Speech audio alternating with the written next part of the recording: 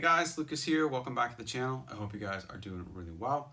In today's video, I'm doing something a little bit different. I bought a cheap guitar online. This is it. This was used. It's an old Charvel, mid-90s, I believe from Korea. I'm not even really sure, to be honest with you, but I think that's what it is, if I'm correct. It's an alder body with a maple neck and a rosewood fingerboard. I paid $50 for this guitar, and it was in really rough condition when I got it.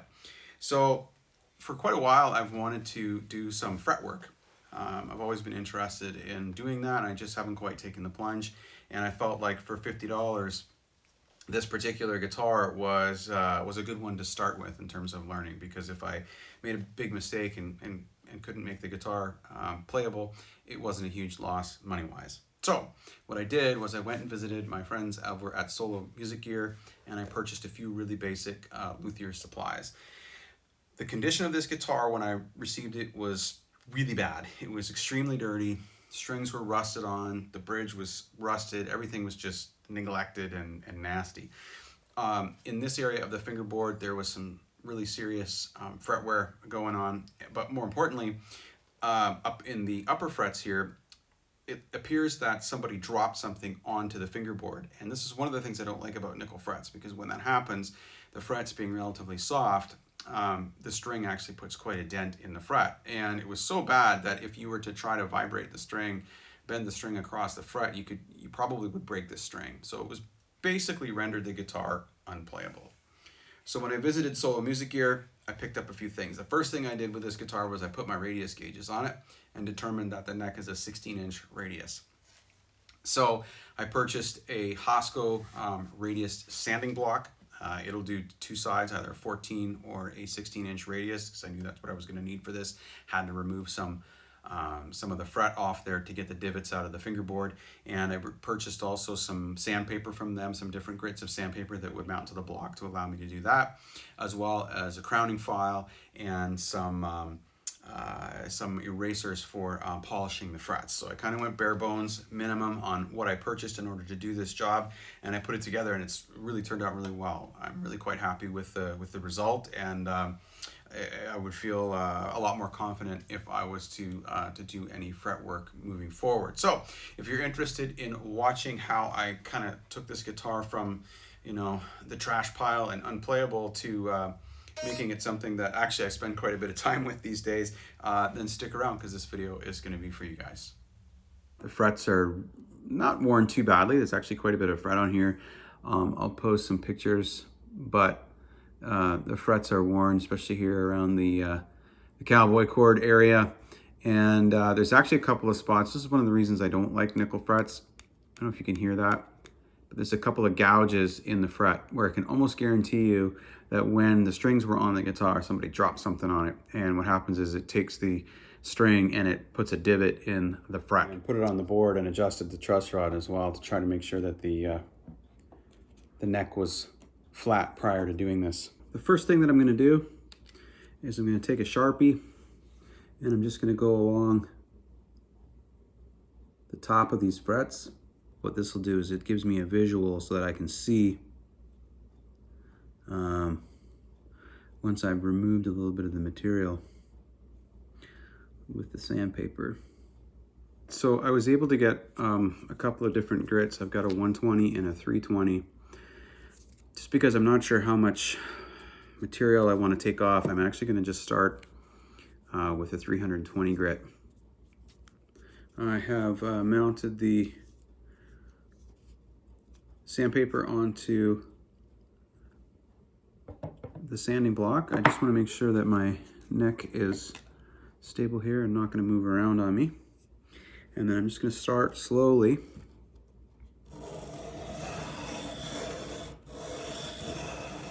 and make a few passes. Boy, it doesn't take much to peel that off. That's amazing.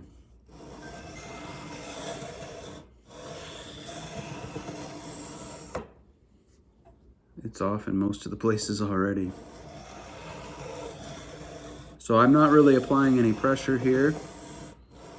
I'm just letting the weight of the block do the work. You can kind of see that's what's coming off onto from the Sharpie. And then once these are all level and all the divots are out of them, we can go ahead, and I've almost got the divots out here. You can see, I'll show you in a second exactly where they are. And then we can go ahead and start hitting this with the crowning file. I'm changing out the first piece, and I'm going to add a second piece of fresh sandpaper. I just feel like the grit is being clogged up a little bit. We're going to go ahead and finish this off. And I think that pretty much has it. So I'm going to get a paper towel, clean this up, and then we'll zoom in and take a closer look. Hopefully the crowning file will be enough to finish this off. So I'm going to try to show you our objective here. So if the light catches this just right, you can see, hopefully, that the top of this fret now is flat. Right? Makes sense, right? Now what we need to do is we need to return the crown or the rounded shape here, and I've started to do that on this last fret. So I'm going to take this file and I'm just going to go back and forth along the top of this fret to try to carve off the edges of the fret and make it round again. So I've just spent a few minutes missing my 20-year-old eyes, how I used to be able to see, just kind of on top of the fret and just sort of gently back and forth, and then every once in a while I'm having a visual look at that sidewall of the fret to try to see if it's coming off and leaving me with kind of a rounder top. So I have a feeling this might take a little while.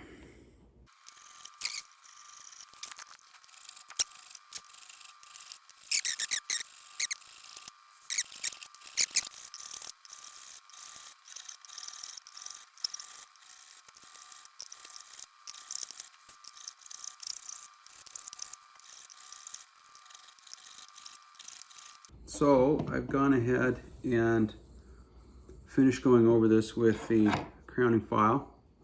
Took me a little while, and I don't know, for a first time through, I think I did okay.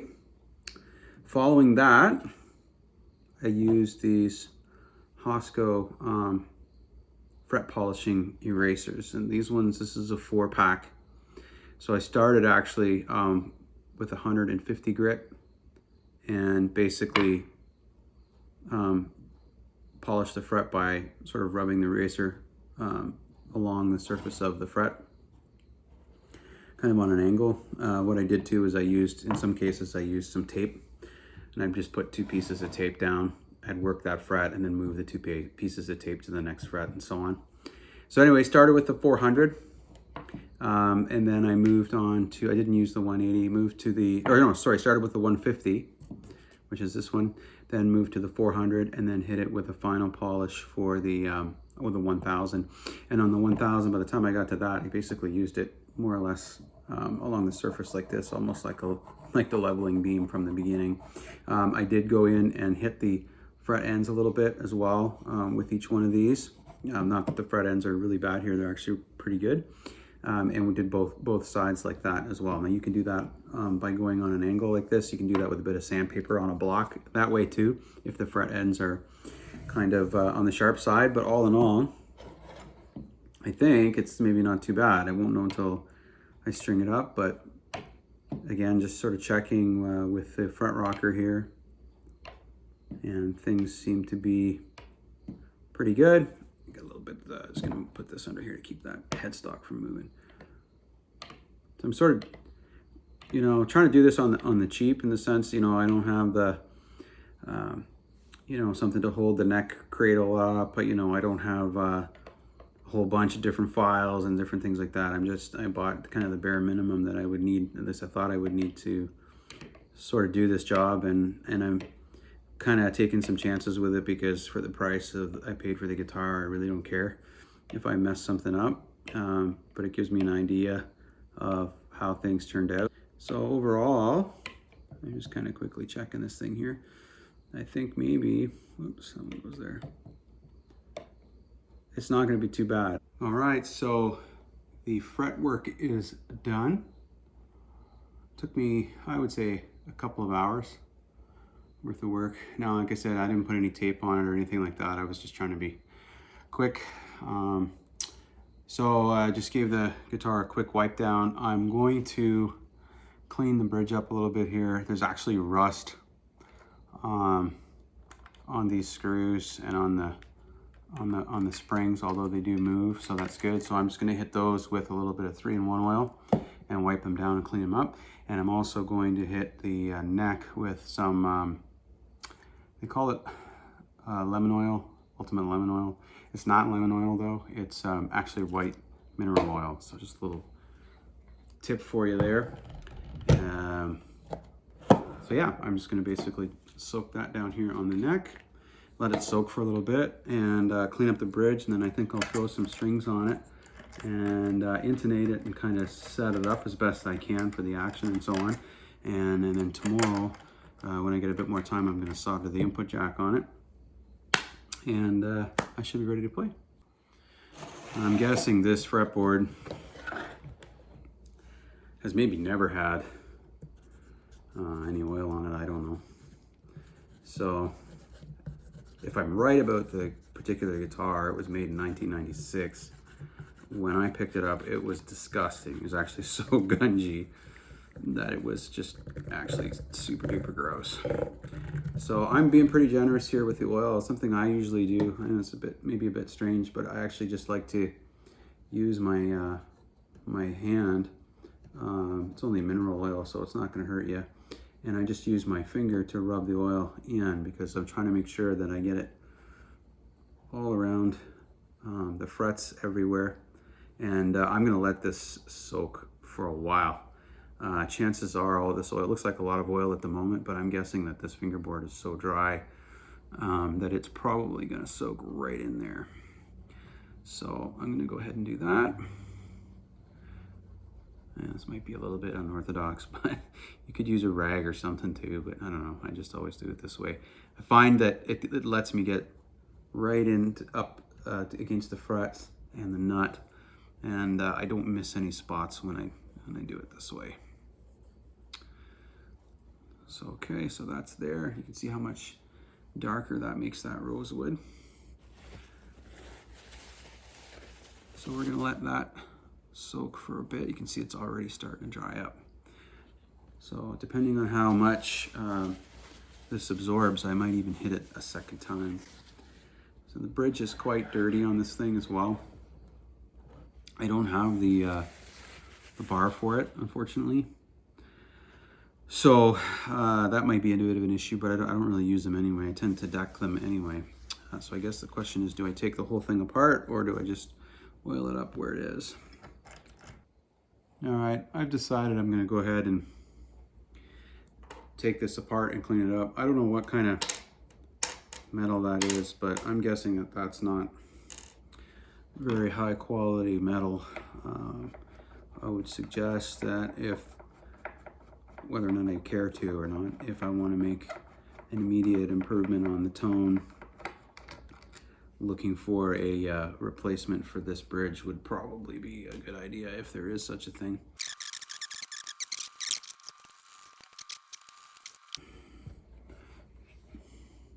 Gross.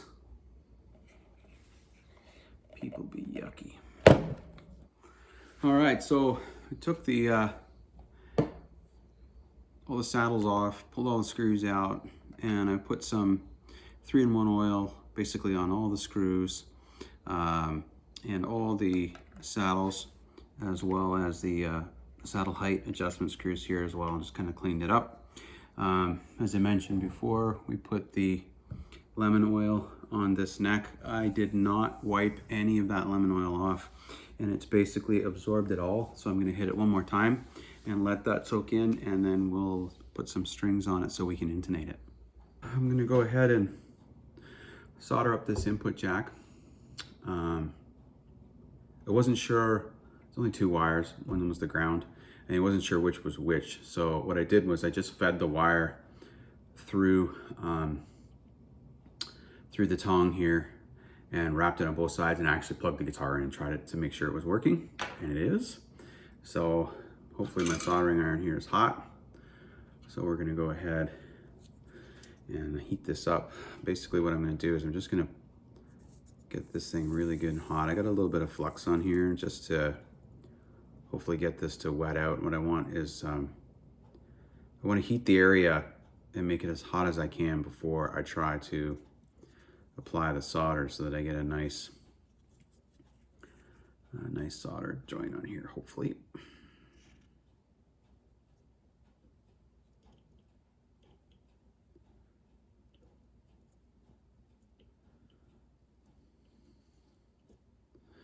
There we go. So it's really important to, I'm gonna let that cool for a second before I do the other one, and then I'll show you guys what this looks like. But it's really important to make sure that you heat the area where you want the solder to go, and then put the solder there as opposed to putting it on the soldering iron. They got a really nice little solder joint there.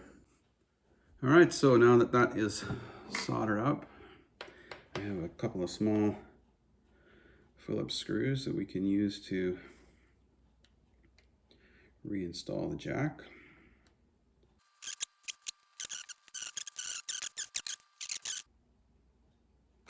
So I think we're gonna leave it at that.